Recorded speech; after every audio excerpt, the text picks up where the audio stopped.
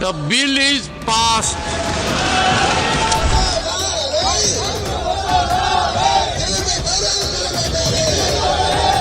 Hello friends, आपका स्वागत है हमारे चैनल में। फ्रेंड्स, आज हम बात करने वाले हैं एक ऐसे बिल की जो इंडिया के पॉलिटिकल और रिलीजियस सर्कल में भूचाल ला रहा है।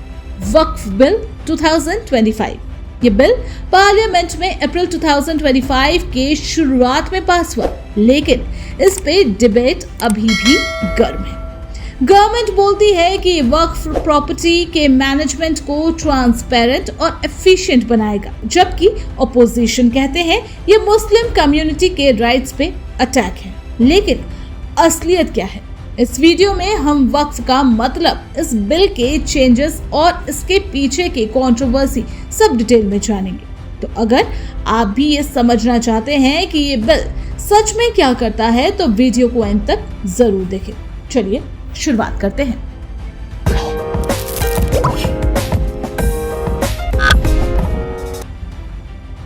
Waqf bill, a quick look at its history. सबसे पहले समझते हैं कि वक्फ होता क्या है। वक्फ एक इस्लामिक कॉन्सेप्ट है जहां कोई मुस्लिम अपनी प्रॉपर्टी गॉड के लिए डोनेट करता है, रिलीजियस या चैरिटेबल पर्पस के लिए। ये प्रॉपर्टी फिर हमेशा के लिए वक्फ रहती है और इसका फायदा मस्जिद, स्कूल्स या गरीब लोगों तक जाता है। इंडिया में वक्फ का सिस्टम ब्रिटिश टाइम से चल रहा है, लेकिन 1954 में वक्फ एक्ट बना जो इसको रेगुलेट करता था। 1995 में एक नया वक्फ एक्ट आया और 2013 में इसमें चेंजेस हुए, जिससे वक्फ बोर्ड को ज्यादा पावर मिली प्रॉपर्टीज क्लेम करने के लिए। आज इंडिया में 30+ वक्फ बोर्ड्स है और इनके पास 9 लाख एकड़ से ज्यादा लैंड है।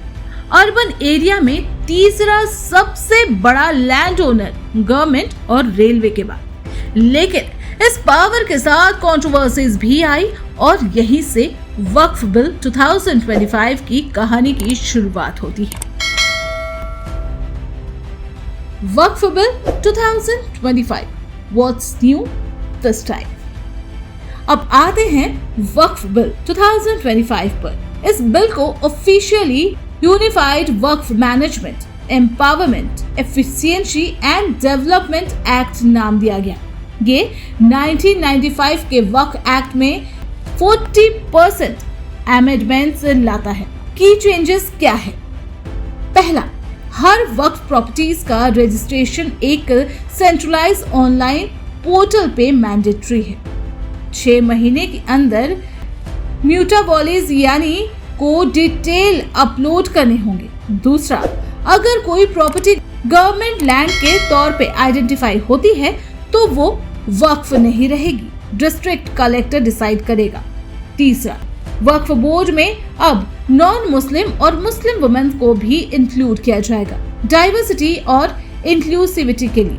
चौथा, वक्फ बाय यूजर का कंसेप्ट, जहां बिना पेपर्स के प्रॉपर्टीज वक्फ मानी जाती थी, अब नहीं रहेगा जब तक डिस्प्यूट ना हो या रजिस्टर्ड ना हो। और पांचवा, फाइनेंशियल ट्रांसपेरेंसी के लिए ऑडिट्स और 5% कंट्रीब्यूशन बोर्ड को देना जरूरी है। गवर्नमेंट का कहना है कि ये रिफॉर्म एफिशिएंसी और अकाउंटेबिलिटी के लिए है। Government stand, why was this bill needed? Government के हिसाब से ये बिल क्यों लगाया गया? उनका आर्ग्यूमेंट है कि वक्फ सिस्टम में मिसमैनेजमेंट और करप्शन काफी था। कई केसेस में वक्फ बोर्ड ने प्रॉपर्टीज पे गलत क्लेम किया, जैसे शुरुआत म्यूनिसिपल कॉर्पोरेशन का HQ, बेट द्वारका के आइसलैंड और 150 साल पुराने हिंदू टेम्पल पर भी वक्फ प्रॉपर्टीज बताया गया। 1995 और 2013 के लॉज ने बोर्ड को इतनी पावर दी थी कि वो बिना सॉलिड प्रूफ के प्रॉपर्टीज क्लेम कर सकते थे और कोर्ट में चैलेंज करना मुश्किल था। माइनॉरिटी अफेयर्स मिनिस्टर किरण रिजिजू ने बोला कि ये बिल गरीब मुस्लिम, खासकर पसमानदा कम्युनिटी और वुमेन को फायदा देगा।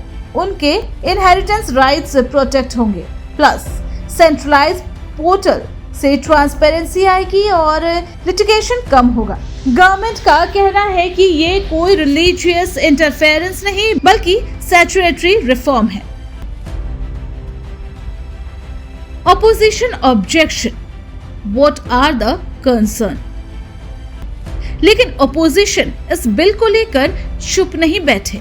कांग्रेस, AIMIM, TMC, DMK जैसे पार्टीज ने इसका जोर से विरोध किया। उनका पहला पॉइंट, ये बिल अनकॉन्स्टिट्यूशनल है क्योंकि ये रिलीजियस फ्रीडम पे अटैक है। आर्टिकल 26 के अंडर कम्युनिटीज को अपने रिलीजियस अफेयर मैनेज करने का राइट है और नॉन मुस्लिम को वक्फ बोर्ड में डालना इसमें इंटरफेरेंस है।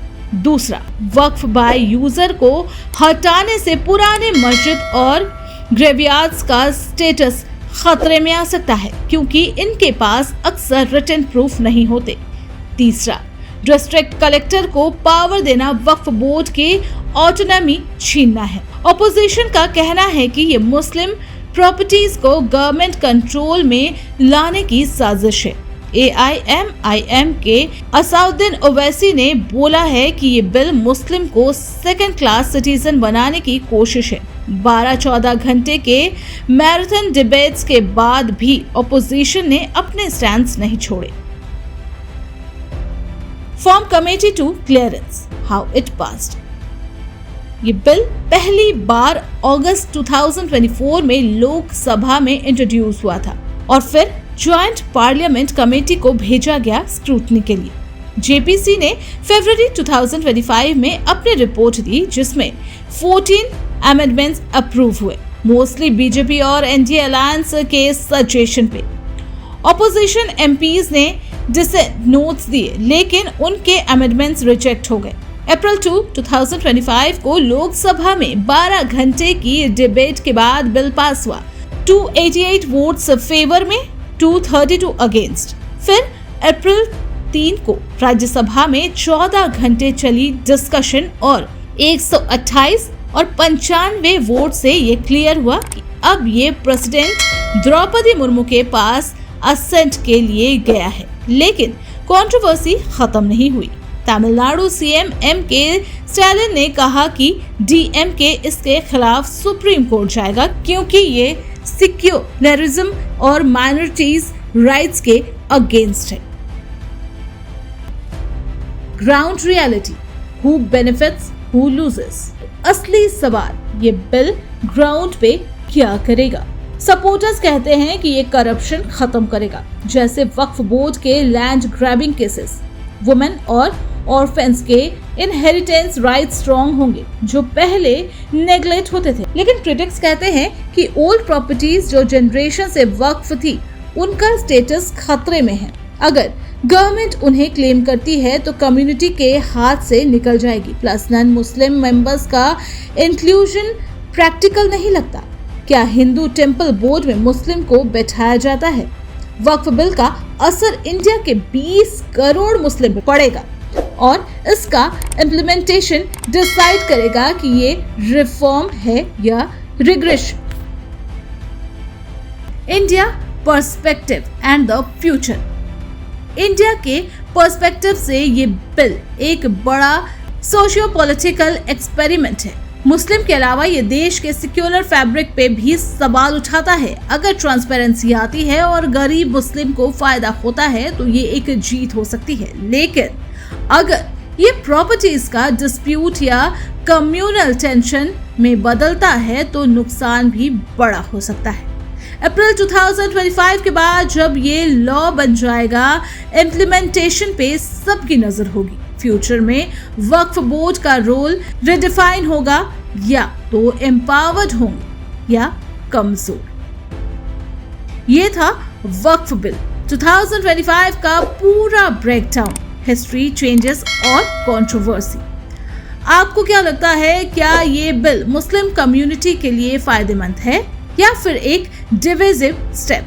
अपने थॉट्स कमेंट्स में जरूर शेयर करें और वीडियो इंफॉर्मेटिव लगी तो लाइक, शेयर और चैनल को सब्सक्राइब करें ताकि ऐसे इंपॉर्टेंट टॉपिक आप तक हम पहुंचाते रहें। Thanks for watching.